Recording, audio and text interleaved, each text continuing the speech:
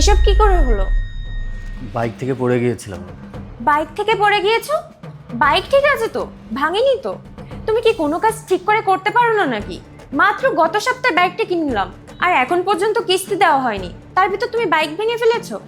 শ্রুতি, বাইকের কিচ্ছু হয়নি, বাইক একদমই ঠিক আছে। ওহ, থ্যাংক গড, বাইকের কিছু হয়নি। চলো ভিতরে চলো। এই নাও পানি। আজকে না তোমার স্যালারি পাওয়ার কথা ছিল, স্যালারি পেয়েছো? হ্যাঁ, স্যালারি পেয়েছি। এই ব্যাগের ভিতর অফিস থেকে আসার পথে টাকাগুলো সব তুলে নিয়ে আসছি। ব্যাগের ভিতর দেখো, ছোট একটা ব্যাগে রাখছি। দেখছি। আরে ভালো করে দেখো, ওটার মধ্যেই আছে। আরে বাবা, আমি ভালোভাবেই দেখছি, কোথাও পাচ্ছি না। আচ্ছা তুমি খুঁজে দাও। আচ্ছা ঠিক আছে, আমি দেখছি। আমার মানিব্যাগটা কোথায় গেল? ব্যাগটা তো এর ভিতরে রাখছিলাম। ও শিট, আমার মনে হয় যেখানে আমি অ্যাক্সিডেন্ট করছি ওখানে মনে হয় পড়ে গেছে। কি, তুমি ব্যাগ ফেলে এসেছো? এই মাসের পুরো স্যালারির টাকাটা ওই ব্যাগে ছিল আর তুমি ওই ব্যাগটাই ফেলে এসেছো? হায় আল্লাহ, তুমি এতটা কেয়ারলেস কি করে হতে পারো? ভাগ্যিস বাইকটা ভাঙেনি আর মাথাও ফাটিয়ে এসেছো, আর পুরো স্যালারিটাও ফেলে রেখে এসেছো। একটা কথা বলো তো, এই বাসা ভাড়া আমি কি করে দেবো? আর ঘরে যে চাল ডাল নেই তা বা কিভাবে কিনবো? তোমার দ্বারা না কিচ্ছু হবে না। আচ্ছা একটা কথা বলো তো, তোমার কাছে টাকার মূল্য বেশি নাকি আমার মূল্য বেশি? তুমি একটাবার জিজ্ঞেস করছো যে আমি কতটা ব্যথা পেয়েছি? যখনই বাসায় আসছে তখন তুমি বাইকের কথা শুনছো যে বাইকের কিছু হয়েছে কিনা, কিন্তু একটাবারও জিজ্ঞাসা করছো যে আমি কতটা ব্যথা পেয়েছি? আর আমি যখন থেকে বাসায় আসছি তখন থেকে তুমি বাইক, বাসা ভাড়া কিভাবে দেবো, বাসায় চাল নেই ডাল নেই এগুলো নিয়ে পড়ে আছো। আর আমি তোমার হাজবেন্ড, আমার মাথায় ব্যথা লাগছে, তুমি একটাবারও জিজ্ঞাসা করছো যে আমি কিভাবে আছি, আমি কতটা ব্যথা পেয়েছি? তুমি তো টাকা নিয়ে পড়ে আছো, বাসা ভাড়া কিভাবে দেবো, ডাল কিভাবে কিনবো এগুলো নিয়ে পড়ে আছো। আর বাসা ভাড়ার কথা বলছো, বাসা ভাড়া আমি কিভাবে দেবো সেটা নিয়ে তোমার একটু চিন্তা করার দরকার নেই। একটা তুমি এতগুলো টাকা হারিয়ে ফেলেছো আর তার উপর আমার সাথে তর্ক করে যাচ্ছ। তোমার কি একটা বড় লজ্জা হয় না? তুমি মরতে পারো না? দুলা ভাই, আপনি ঠিক আছেন তো? হ্যাঁ, ও ঠিক আছে। ভাগ্য ভালো যে বাইকটার কিছু হয়নি, নয়তো আমার যে কি বড় ক্ষতি হয়ে যেত। আর এই, তুমি জানো না বাইকের কিস্তি এখনো শেষ হয়নি? আপু, অ্যাক্সিডেন্ট তো দুলা ভাইয়ের হয়নি, আমার হয়েছে। অ্যাক্সিডেন্ট তোর হয়েছে মানে? হ্যাঁ আপু, বাইকটা আমি চালাচ্ছিলাম তো। তুমি আমাকে আগে কেন বলনি অ্যাক্সিডেন্ট আবার ভাইয়ের হয়েছে? তুমি আমাকে বলার সুযোগ দিয়েছো? যখন থেকে আমি বাসায় এসেছি তখন তোমার গাড়ির কিস্তির কথা, বাসা ভাড়ার কথা, বাসায় চাল নেই ডাল নেই এইগুলো নিয়ে পড়ে আছো। তুমি আমার অবস্থাটা একটাবার জিজ্ঞেস করেছো? হ্যাঁ, অ্যাক্সিডেন্টটা হয়েছে তোমার ভাই করেছে, কিন্তু না ওর কোনো ভুল আছে না আমার কোনো ভুল আছে। রাস্তায় একটা বাচ্চাকে বাঁচানোর জন্য অ্যাক্সিডেন্ট হয়েছে। আর মানিব্যাগের কথা বলছো, মানিব্যাগটা ওখানেই পড়ছে। আরে না না দুলা ভাই, আমাদের যেখানে অ্যাক্সিডেন্টটা হয়েছিল ওইখান থেকে আমি পার্সটা তুলে নিয়েছিলাম। এই তো আমার কাছে পার্স, এই নিন।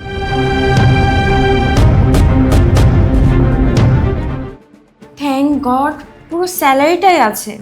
আই এম সরি, তোমাকে রাগের মাথায় অনেক কথা বলে ফেলেছি। তুমি ওগুলো মনে রেখো না প্লিজ। তুমি আমাকে মাফ করে দাও। না শ্রুতি, এখন আর কিচ্ছু ঠিক নেই।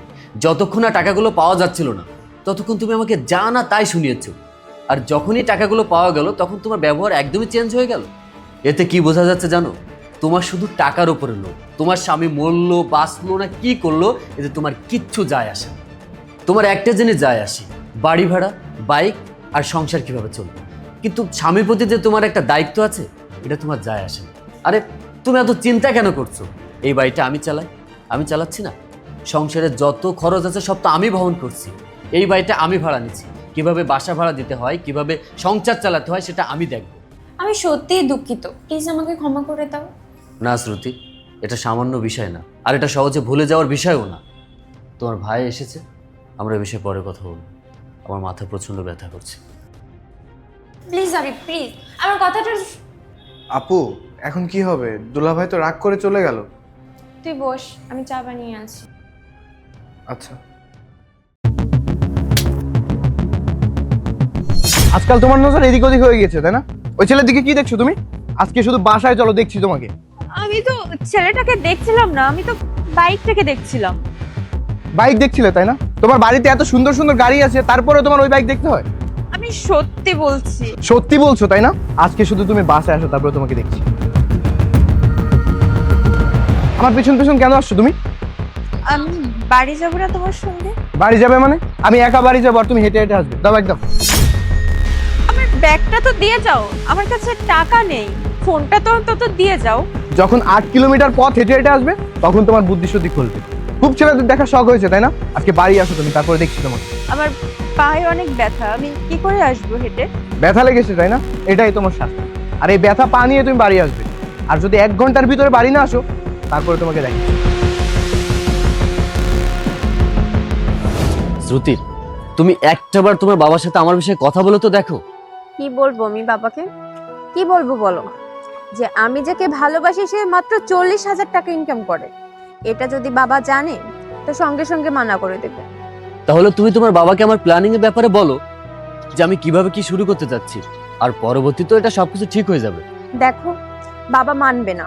আর আমার এতটাও সাহস নেই যে আমি বাবার মুখের উপর কথা বলবো। ও আচ্ছা, তাহলে তুমিও বিয়ের জন্য হ্যাঁ করে দিলে?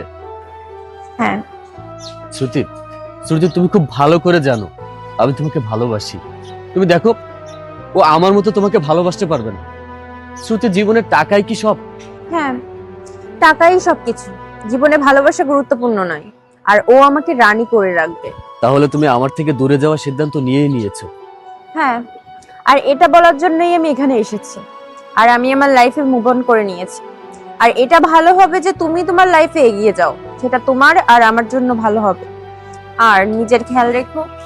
আমি যাচ্ছি। শ্রুতি,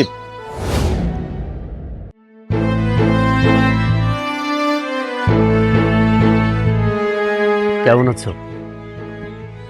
আর এই তোমার সফল স্বামী, যার অনেক টাকা আছে, গাড়ি আছে, বাড়ি আছে, তোমাকে রানীর মতো করে রাখে। আরে, জীবনের সব থেকে বড় ভুল করেছি এই সিদ্ধান্ত নিয়ে। ওর কাছে টাকা আছে তো ঠিক আছে, কিন্তু না আছে আমার প্রতি ভালোবাসা, না আছে সম্মান।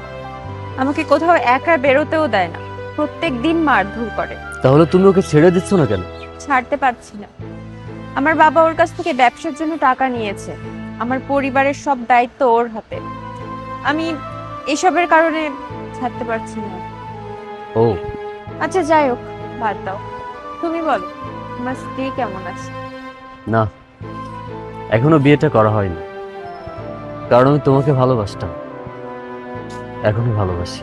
তোমাকে মনের মধ্যে রেখে অন্য কাউকে বিয়ে করলে তার সাথে বিট্রে করা হয়ে যাবে, তাই এখনো বিয়েটা করা হয়নি। কেন বিয়ে করো না? বিয়ে করে নাও আরিফ। আর আমি জানি তোমার স্ত্রীকে তুমি সব থেকে বেশি ভালোবাসবে। আর আমার এই ভুলের জন্য আমি এখন পস্তাচ্ছি। কি আর করার, এটাই মেনে নিতে হচ্ছে। আচ্ছা যাই হোক, তোমার ব্যবসা কেমন চলছে? ভালোই চলছে। ঠিক আছে, আমি এখন যাচ্ছি। যদি ঠিক সময় বাসায় না যেতে পারি অনেক ঝামেলা হয়ে যাবে। তুমি ভালো থেকো।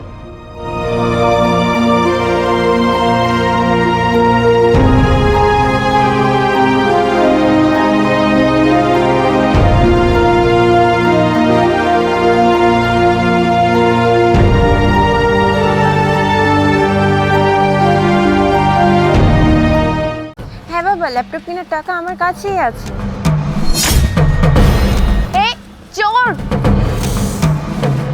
এই চোর আমার ব্যাগ নিয়ে গেল। আরে, আপনি এভাবে দৌড়াচ্ছেন কেন? Anything wrong? আপনাকে দেখে মনে হচ্ছে আপনি খুব চিন্তিত। আমার কাছে ল্যাপটপ কেনার জন্য টাকা ছিল ব্যাগে, আর কোথা থেকে একটা চোর এসে আমার ব্যাগটা নিয়ে চলে গেল। কি করেছে? চোর?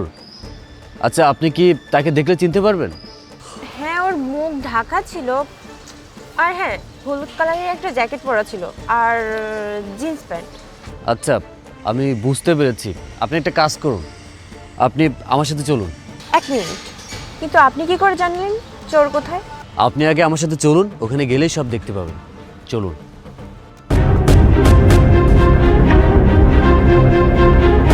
শালা, আজকে কপালটা মেলা ভালো।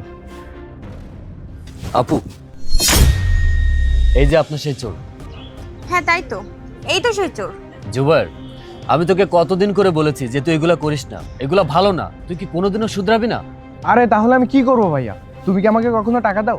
আমি তোমাকে বারবার বলি যে আমার টাকার দরকার, কিন্তু তুমি আমাকে কোনো টাকাই দাও না। বাবার কাছে টাকা চাই, বাবা বলে টাকা নেই। তোমার কাছে টাকা চাই, তুমিও বলো তোমার কাছে টাকা নেই। আমার কি টাকার দরকার হয় না? এক মিনিট, আপনি এই চোরকে চেনেন? হ্যাঁ, চিনি, ও আমার ভাই। ভাই? আমি তোকে গ্রাম থেকে শহরে নিয়ে আসছি, তুই এখানে পড়াশোনা করে ভালো একজন মানুষ হবি, কিন্তু তুই কি করছিস? এখানে এসে চুরি চামারি করে বেড়াচ্ছিস। আমি তোকে একবার না, এর আগে আমি তোকে 100 বার বলেছি জুবায়ের, যে ওইসব বন্ধুদের সঙ্গ ছেড়ে দে যারা খারাপ কাজ করে, কিন্তু তুই তো আমার কোনো কথাই শুনিস না। জুবায়ের, তুই কি ভালো হবি না? ভাইয়া, তোমার সব ফালতু জ্ঞান আর ফালতু কথা বাদ দাও। আমার জন্য কোনটা ভালো আর কোনটা খারাপ সেটা আমি ভালো করেই বুঝি। যদি আমাকে নিয়ে তোমার এতই চিন্তা থাকতো তাহলে তুমি আমাকে নিয়ে ভাবতে। আমার পকেটে একটা কানাকড়িও থাকে না। মানুষের কাছে গেলে মানুষ আমাকে কোনো দামই দেয় না, সবাই কি বলে জানো? ছ্যাঁচড়া। কারণ আমার কাছে তো কোনো টাকাই নেই। তোর টাকা লাগবে, তুই কাজ কর, পরিশ্রম কর। আর তুই আমাকে দেখ, আমি সারাদিন কতটা পরিশ্রম করি। বাসায় অসুস্থ মা বাবা, বাড়িতে আমার টাকা পাঠানো লাগে। আর আমি তোকে গ্রাম থেকে শহরে এনেছি, যেখানে পড়াশোনা করে তুই ভালো একটা মানুষ হবি, ভালো 10টা মানুষের সাথে ওঠা বসা করবি। আমি তো সারাদিন পরিশ্রম করি, আর আমি চাইনি যে আমার ভাই আমার মতো পরিশ্রম করুক। আর তুই কি করলি? তুই এখানে এসে চুরি করে বেড়াচ্ছিস। জুবায়ের, আমি তোকে আবারও বলছি, এসব চুরি চামারি ছেড়ে দে। এগুলো তো ভালো না জুবায়ের। ম্যাডামের টাকাগুলো ফিরিয়ে দে। আপু, এই নেন আপনার টাকা। আপনাকে অনেক অনেক ধন্যবাদ ভাইয়া। আপু, আমি আমার ভাইয়ের পক্ষ থেকে আপনার কাছে ক্ষমা চাচ্ছি। জুবায়ের, আপুর কাছে ক্ষমা চা। আমি কোনো সরি বলতে পারবো না। আপু, আপনি আমাকে ক্ষমা করে দিন। আর তোকে তোকে এখন আমি পুলিশের হাতে তুলে দেবো, চল। আরে না না, পুলিশে দেওয়ার দরকার নেই। আপনারই তো ছোট ভাই, এখনো তো অবুঝ, শুধু ওর সঙ্গটা খারাপ, বোঝালে বুঝবে। পুলিশ ডাকার দরকার নেই। ভাইয়া, পুলিশ ডাকার কি দরকার? ভাইয়া, ভবিষ্যতে আমি এসব করবো না। দেখ জুবায়ের, এনার মনুষ্যত্ব দেখ। একটু আগে তুই ওনার সাথে কতটা খারাপ ব্যবহার করলি, তারপরেও তোকে বাঁচাতে চাইছে। আরে এনাদের কাছ থেকে কিছু শেখ, ভালো হ। মানুষের খারাপ করে কোনো লাভ নেই। জুবায়ের, আমি তোকে আবারও বলছি, আপুর কাছে ক্ষমা চা। সরি আপু, আমি আপনার সাথে যা করেছি ভুল করেছি, আপনি আমাকে মাফ করে দিন। কোনো ব্যাপার না। তবে এরপর থেকে তোমার যদি কখনো টাকার প্রয়োজন হয়, তবে পরিশ্রম করে অর্থ উপার্জন করো। জি আপু, আজকে থেকে আমি আর এসব করব না। আমার যদি টাকার দরকার হয় তাহলে আমি নিজে ইনকাম করে নিব। আমি আসি। আপু, আমি আমার ভাইয়ের পক্ষ থেকে আবারও আপনার কাছে ক্ষমা চাচ্ছি। আরে না না, সমস্যা নেই, ইটস ওকে। আমি এখন আসি, ভালো থাকবেন। ঠিক আছে আপু। আরে কে তুমি? আর এখানে বসে আছো কেন? এখান থেকে সরো, আমি গাড়িতে উঠবো। স্যার, আমি রিয়া। আপনার ফোনটা একটু দেবেন? আমার বাড়িতে একটু কল করতে হবে। কল করবে? আচ্ছা, এ নাও।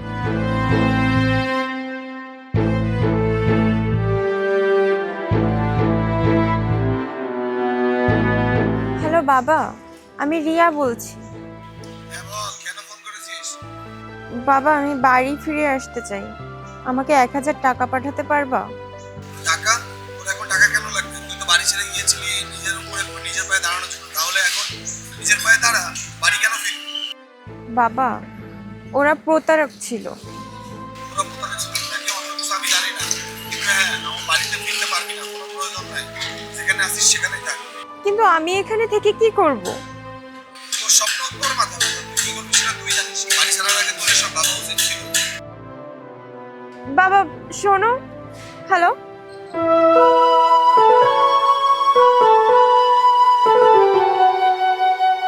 কোনো সমস্যা? টাকা কেন দরকার? আমি বাড়ি ফিরে যেতে চাই। তাহলে তুমি কোথায় থাকো আর কোথা থেকে আসছো? আমি ফকিরহাট থেকে আসছিলাম। বাবাকে কল করছিলাম টাকার জন্য। তারপর? বাবা দিতে রাজি হয়নি। বাবা টাকা দিতে রাজি হয়নি? সে আমার সৎ বাবা, আমার আসল বাবা না। তাহলে তুমি এখানে কি করতে আসছো? আমি চাকরির প্রস্তাব পেয়েছিলাম, তারা আমাকে চাকরি দেবে বলে এখানে আসতে বলেছিল। থাকা খাওয়া সহ স্যালারি 15,000 টাকা দেবে বলেছিল। তারপর? তারপর আর কি, চাকরির আবেদনের জন্য 5,000 টাকা চেয়েছিল। সেই 5,000 টাকাও দিয়েছিলাম। এখন যে নাম্বারে টাকা পাঠিয়েছিলাম সেই নাম্বারটাও বন্ধ, আর যে ঠিকানাটা দিয়েছিল ওইটাও ভুল। এখন আমার বাড়ি ফিরে যাওয়ার মতন টাকাও নেই। চাকরির জন্য কেউ টাকা চায় না, আর যদি কেউ টাকা চেয়ে থাকে সে হচ্ছে একটা প্রতারক। আর তাছাড়া তোমার বাড়ি থেকে এভাবে আসা উচিত হয়নি। আমি বাড়িতে থাকতে পারি না, আর আমার বাবা আমাকে পড়াশোনাও করতে দিতে চায় না, আর বাইরে কোথাও যেতেও দিতে চায় না। সারাদিন আমাকে দিয়ে প্রচুর কাজ করায়। তাই আমি ভাবলাম যে আমি বাইরে যাব, চাকরি করব, আর নিজের পড়াশোনার খরচ চালাবো। আচ্ছা, একটা কথা বলো তো, তোমার বাবার কি হয়েছে? বাবা নেই, বাবা 1 বছর আগেই মারা গেছে, তারপর মা আবার বিয়ে করেছে। ও আই এম সো সরি। তো তুমি এখন কি ভাবছো, কি করবে?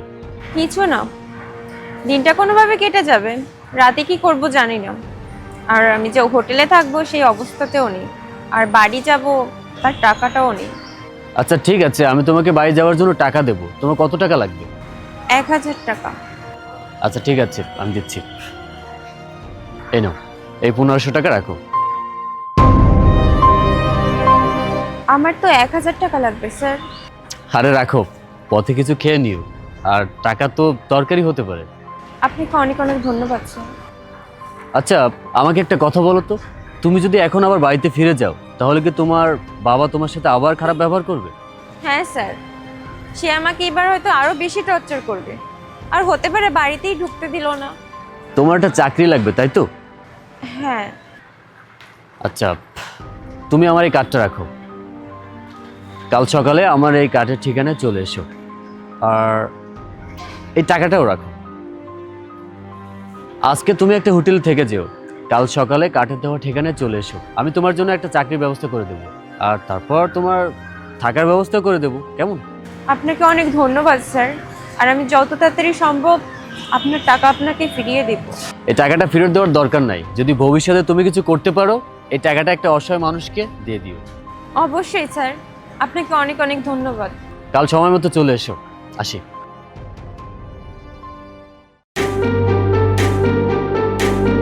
ভাইয়া। ভাই তুই কখন আইলি? আমার কিছু না জানাই চলে আসলি। আয় আয় ভিতরে আয়। ভাইয়া আমি আমার জায়গা জমির ভাগ নিতে এসেছি। ভাইয়া, আপনি ভাবলেন কি করে যে আপনার ওই ভাঙাচোরা ঘরে আমরা যাব? আমাদের পোশাক আশাক দেখেছেন? আপনার ওই ভাঙাচোরা ঘরে যদি আমরা যাই আমাদের মান সম্মান থাকবে? আরিফ, আচ্ছা তুমি যে কাজের জন্য এসেছো ওই কাজটা শেষ করে তাড়াতাড়ি এখান থেকে চলো। সত্যি বলতে ভাইয়া আমি এসেছি বাবা মার রেখে যাওয়া সম্পত্তির ভাগ নিতে। আইনগতভাবে বাবা মার রেখে যাওয়া সম্পত্তির আমার তো অর্ধেক ভাগ আছে, আর তাছাড়া এই জমি এখানে রেখে লাভ কি? আমি তো লাভ লস কিচ্ছু বুঝি না, আমি আমার জায়গাটুকু বুঝে নিতে এসেছি। তুমি এখানে একটা সাইন করে দাও। তুই কি কইতাছস? জায়গা জমির ভাগ চাইতাছস মানে? দেখো ভাইয়া, তোমার এই নাটক দেখার জন্য আমি এখানে আসিনি, আমি এসেছি আমার জায়গাটুকু বুঝে নিতে। তুমি এত নাটক না করে এখানে একটা সাইন করে দাও। হ্যাঁ ভাইজান, আপনি ন্যাকামি কান্না করবেন আর 2 ফোঁটা চোখের পানি ফেলবেন আর তাতেই আমরা গলে যাব, তা হবে না। শোনেন, আমরা এখানে আসছি জমির ভাগ বুঝে নিতে। আমরা জমির ভাগ পেয়ে গেলে এখান থেকে চলে যাব। ভালোই ভালোই আরিফ যেটা বলছে সেটা করুন। ভাই আমি বুঝবার পারছি তোর টাকা লাগবো, তুই আমার 2টা দিন সময় দে, আমি কিস্তি থেকে টাকা তুইলা তোরে দিয়ে দিব না। তারপরেও বাপ মার রাইখা যাওয়া এই সম্পত্তি তুই বেচিস না ভাই। দেখো ভাইয়া, তুমি কবে কিস্তি তুলবে সেটা জেনে আমার একদমই কোনো লাভ নাই। আমি ক্লায়েন্টের সাথে কথা বলে এসেছি, তুমি এখানে একটা সাইন করে দাও, আমি যে জমিটা বিক্রি করে দেবো। এই ভিটা বাড়ি আর ওই চাষের জমিটুকু আমার শেষ সম্বল।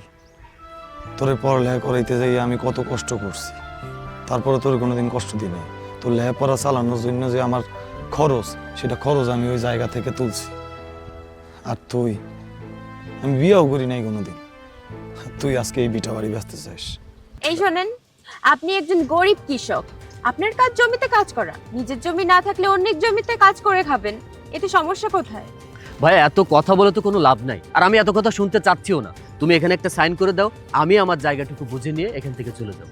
আর তাছাড়া এই জায়গা রেখে এখানে লাভ কি? আমার তো কোনো লাভ নাই। এখানে আসতে গেলে কত কষ্ট হয় তুমি জানো? এই ভিটা বাড়ি থেকে আসা যায়, এই জুতাটার দাম কত তোমার কোনো আইডিয়া আছে? 5000 টাকা। এই ভিটা বাড়িতে আসতে যে আমার জুতাটা নোংরা হয়ে গেছে, এখন এই জুতাটা পালিশ করতে কত টাকা লাগবে তোমার কোনো আইডিয়া আছে? তুমি এখানে একটা সাইন করে দাও, আমার জমিটা বুঝে নিয়ে আমি এখান থেকে চলে যাব। দে ভাই দে, আমি সাইন করে দিতেছি ভাই। বাবা মা তো মারা যাওয়ানোর আগে কইছিল তুই জানি কখনো কষ্ট না পাইস, তোর জানি আমি খেয়াল রাখি। বিটা বাড়ি কেন, তুই অন্য কিছু চাইলে তাও আমি তোরে দিয়ে দিতাম, কিন্তু বিশ্বাস কর ভাই আমি তোর কষ্ট সহ্য করতে পারবো না। দে ভাই আমি সাইন করে দিতেছি।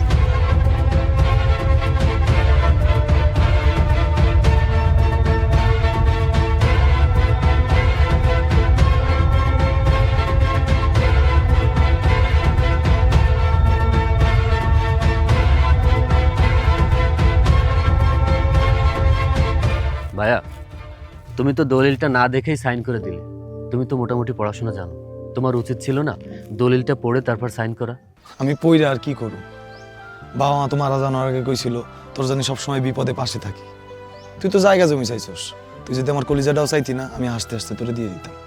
তুমি কি করে ভাবলে ভাই, যেই ভাই নিজে না খেয়ে আমাকে খাইয়েছে, এত কষ্ট করে আমাকে পড়াশোনা করিয়েছে, আর আমি কিনা বাবা মার রেখে যাওয়া সেই ভিটা বাড়ি থেকে সেই ভাইকেই বঞ্চিত করব? ভাইয়া এখানে কি লেখা আছে জানো? আজ থেকে তুমি একটা ফ্ল্যাটের মালিক। আমি ঢাকাতে 2টা ফ্ল্যাট কিনেছি, একটা তোমার নামে আর একটা আমার নামে। আমরা দুইজন তোমাকে একটু পরীক্ষা করে দেখছিলাম, কারণ এই দুনিয়াতে তো ভাই ভাইয়ের সাথে সব থেকে জায়গা জমি নিয়ে বেশি ঝগড়া হয়। তাই আমি দেখতে চাচ্ছিলাম যে আমার ভাই আমাকে ভালোবাসে নাকি বাবা মা রেখে যাওয়া এই জায়গা জমিতে ভালোবাসে। কিন্তু ভাইয়া তুমিই জিতে গেছো, তোমাকে সেলুট ভাইয়া। হ্যাঁ ভাইজান, আরিফ একদম ঠিক কথা বলছে। আসলে আমরা একটু মজা করছিলাম, মানে আমরা এটা দেখতে চাইছিলাম যে আপনার ছোট ভাইকে আপনি কতটা বেশি ভালোবাসেন। কিন্তু বিশ্বাস করেন ভাইজান, আমরা এতটাও আশা করিনি। আপনি কোনো কিছু না চিন্তা করে সই করে দিলেন। আপনি এটা চিন্তা করলেন না যে শেষ বয়সে আপনি কোথায় যাবেন, কি করবেন। আপনি কিছুই ভাবলেন না, আপনি শুধু আপনার ছোট ভাইয়ের কথা ভাবলেন।